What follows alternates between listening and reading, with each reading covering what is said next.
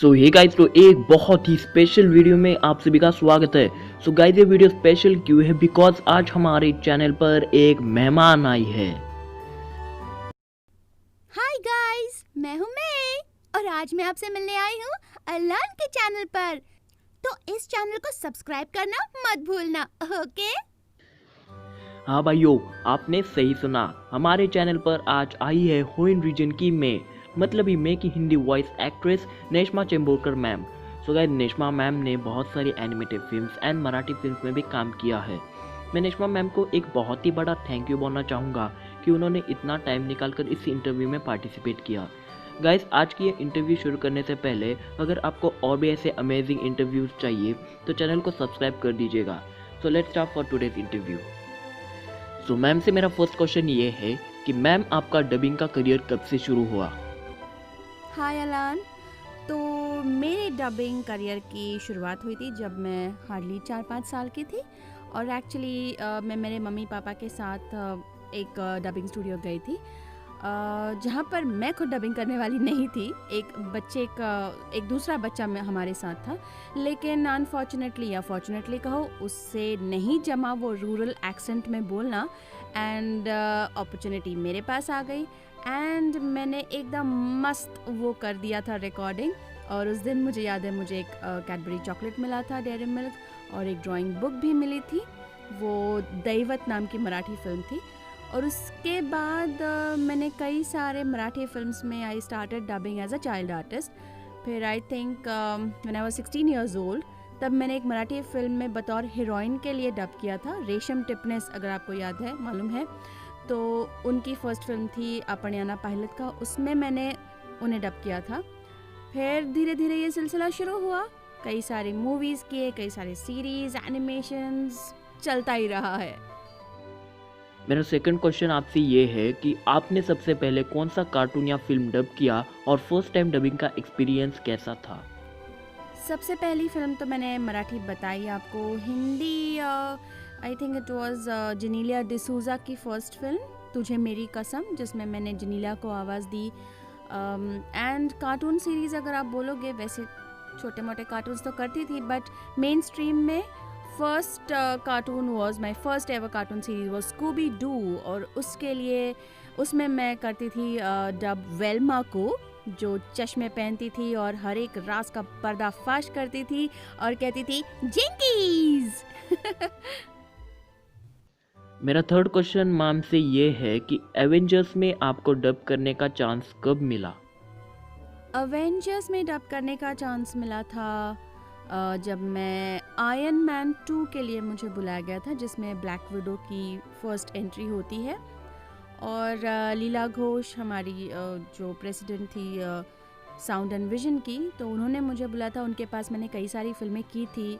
I started with them in the movie Charlie's Angels, और कई सारी फिल्में की थी। तो उन्होंने मुझे बुलाया था for this character of Natasha Romanoff, black window. तब मुझे सीरियसली मालूम नहीं था कि ये आगे जाके इतना बढ़िया उम्दा कैरेक्टर होने वाला है। So that was the very first time when I dubbed for black window in iron man 2। Fourth question ये है कि एवेंजर्स और पोकेमॉन छोड़ के आपने कभी दूसरी सीरीज को डब किया है? अवेंजर्स और पोकेमॉन छोड़ के तो मैंने कई सारी सीरीज़ डब की है। जैसे मैंने कहा, मैंने शुरुआत की स्कूबी डू से, उसके बाद पाप ऑफ गर्ल्स, उसमें मैं ब्लॉसम का रोल करती थी, उसमें डब करती थी ब्लॉसम को। फिर ड्रैगन बॉल जी, उसमें चीची। फिर टार्ज़न एंड जेन में जेन, और कई सारी सीरीज़ की, कईयों के तो नाम भी मुझे याद नहीं। Yes, Kim Possible was one of my favourite. Cardcaptors, Sakura, अगर आपको पता है तो वो। एंड रिसेंट अभी जो मैं कर रही हूँ, मेरी एक और फेवरेट सीरीज़ लिटिल सिंघम, जिसमें मैं इंस्पेक्टर काव्या का रोल करती हूँ। And I really love dubbing animation. Pokemon की मे की कैरेक्टर क्या आपको पसंद है या फिर आपका मन किसी और कैरेक्टर को डब करने का था? पोकेमॉन की मे कैरेक्टर तो इतनी लाइवली है, मुझे वो बहुत ज़्यादा पसंद है। नहीं, मुझे कोई दूसरा कैरेक्टर का मन तो नहीं था, बिकॉज़ मैंने ऑलरेडी मिस्टी से ही शुरुआत की थी पोकेमॉन की। और फिर 2004 में मुझे वो छोड़ना पड़ा था because I was pregnant with my first child Romir. तो मुझे वो सीरीज़ तब छोड़नी पड़ी थी and I think after about 6-7 years मुझे मे के लिए पूछा गया and I was so happy कि I am dubbing Pokemon again. And और कोई कैरेक्टर नहीं, maybe nurse Joy, I like that, but I am happy with May. जैसे कि आप पोकेमॉन डब करती है, तो मैं आपसे ये पूछना चाहता हूँ कि आपका फेवरेट पोकेमॉन कौन सा है और कोई फेवरेट पोकेमॉन का कैरेक्टर है मे को छोड़कर? मेरा favourite Pokemon is obviously Pikachu. I just love Pikachu. मेरे पास एक स्टफ़ टॉय भी है पिकाचू का। और मुझे टोगेपी अच्छा लगता है या साइडक कभी कभी। वैसे तो मुझे सारे पोकेमॉन अच्छे लगते हैं, पर जो क्यूट क्यूट से होते हैं ना वो मैं ज़्यादा पसंद करती हूँ।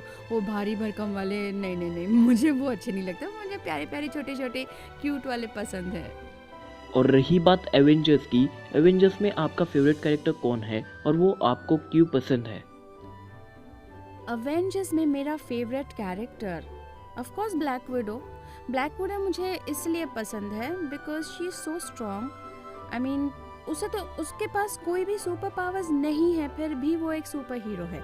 वो कोई भी वेपन चला सकती है, वो कोई भी व्हीकल चला सकती है। वो इन सारे मर्दों के टक्कर में खड़ी रहती है और सबको मस्त डिशुम डिशुम करती है। I love her, I just love Black window. जिस तरह से वो बैलेंस्ड है, सब दोस्तों के लिए अपनी जान छिड़कती है। उसने तो अपनी जान दे दी यार दोस्तों के लिए। Just imagine her sacrifice.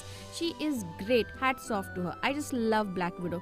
और ब्लैक विडो के अलावा मुझे आयरन मैन पसंद है। आयरन मैन किससे पसंद नहीं है? I love iron man of course. Ma'am, जैसे कि आपको पता है होम रीजन के एपिसोड्स कब के डब हुए हैं, तो क्या आपका कोई ऑनगोइंग प्रोजेक्ट चल रहा है? नहीं, फिलहाल पोकेमॉन का मेरा कोई भी प्रोजेक्ट नहीं चल रहा है। I am sorry for that. Ma'am से मेरा 10th क्वेश्चन ये है कि मैम आपको तो बहुत कैरेक्टर्स को डब करना पड़ता है, तो क्या इस काम के लिए कोई स्पेसिफिक एक्सरसाइज होती है जिससे आप इतना अच्छे से डब करते हो? एक्सरसाइज ऐसे कुछ नहीं। ऑफ कोर्स मैं अपनी आवाज़ ठीक रखने के लिए ठंडी चीज़ बिल्कुल नहीं खाती। अगर खाती भी हूँ तो आई सी टू इट कि उसके ऊपर मैं कोई गर्म पानी पीऊँ। एंड अपने आप को परफेक्ट करना, उसके लिए I think practice is the best way. Because every day there is a new challenge. Every day मैं कोई नया रोल करती हूँ। आज क्वीन, तो कल डिटेक्टिव, तो कल पुलिस ऑफिसर, तो कल कोई छोटी बच्ची। तो you know I have to be prepared. Mentally मुझे प्रिपेयर रहना पड़ता है। अगर ब्लैक विडो का डब करूँ तो मुझे मेंटली प्रिपेयर रहना पड़ता है कि अब मुझे बेस वॉइस निकालनी है। अगर कोई बच्ची का डब करना है तो मुझे मेंटली प्रिपेयर रहना पड़ता है कि मुझे अभी स्वीट सी वॉइस निकालनी है। या मे की अगर जब भी मैं करती हूँ तो मे का फुर्तीलापन मुझे लाना पड़ता है।